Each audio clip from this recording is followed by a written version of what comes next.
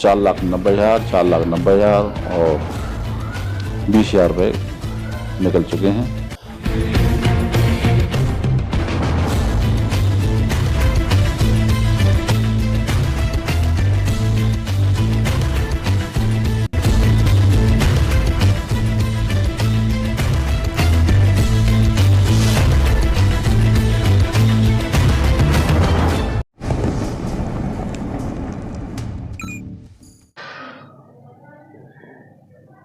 अगर आपका बैंक में पैसा है तो ज़रा हो जाएं सावधान, क्योंकि बैंक में आपका पैसा रखा हुआ सिक्योर नहीं है।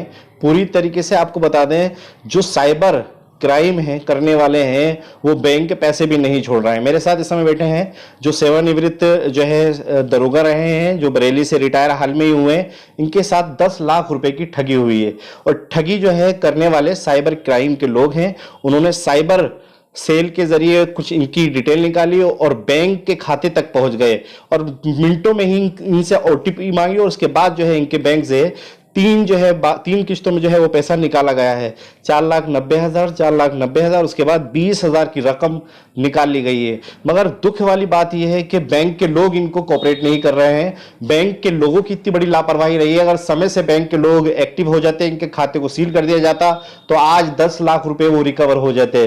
ज्यादा जानकारी की हम खुद दरोगा जी से ही बात करते हैं। मैं इनसे ही, सर आखिरकार हुआ क्या? क्योंकि अगर बैंक समय से आपके खाते को सील कर देती तो पैसा शायद रिकवर हो सकता था। सर हम SBI बैंक में गए थे जहाँ से मेरा खाता था, और वहाँ जा कर के उनसे हमने खाता संख्या भी मांगा था जिस खाते में मेरे पैसे गए हैं, तो उन्होंने हमको वो खाता संख्या प्रोवाइड नहीं कराया।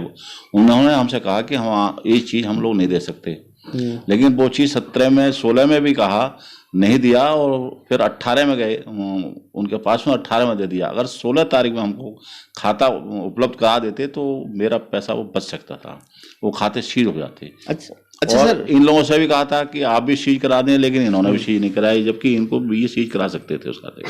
अच्छा, बैंक से जो आपका पेमेंट गया है वो कैसे, इन्होंने शातिर जो किस तरीके का कॉल आया आपका और किस तरीके का आपके साथ ठगी हुई?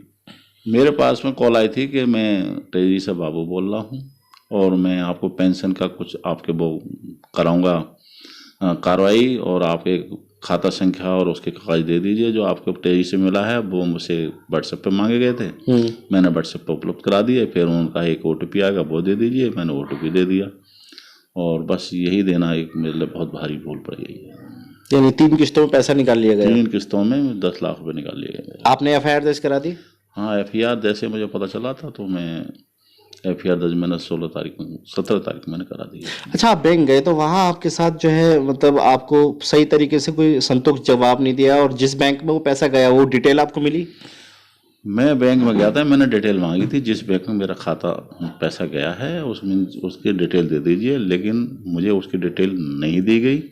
अगर मुझे डिटेल दे देते तो मेरा शायद पैसा बच जाता, वो सील कर हो जाता। देखिए, साफ तौर पे किस तरीके से एक पुलिस कर्मी के साथ जो है ठगी हो गई, और साफ तौर पे जो बैंकें हैं उनका रवैया ठीक नहीं है। अगर वो बैंक में सही इनको जानकारी दे देते तो शायद कोशिश करके भाग दौड़ करके अपना पैसा रिकवर करा लेते, क्योंकि साइबर क्राइम जो है आजकल बहुत तेजी से बढ़ रहा है। हर घंटे में जो है कई सारी FIR दर्ज होती है, मगर लापरवाही जो है वो बैंकों की भी है। अगर बैंक समय से डिटेल दे दे और एक्टिव हो जाए तो वो पैसा शायद बच सकता है। इनकी मांग है इनका पैसा वापस मिले, और साथ ही दोषियों के खिलाफ कार्रवाई हो। वीडियो जर्नलिस्ट नाजिम के साथ अफान अहमद, QTV भारत, उत्तर प्रदेश, उत्तराखंड।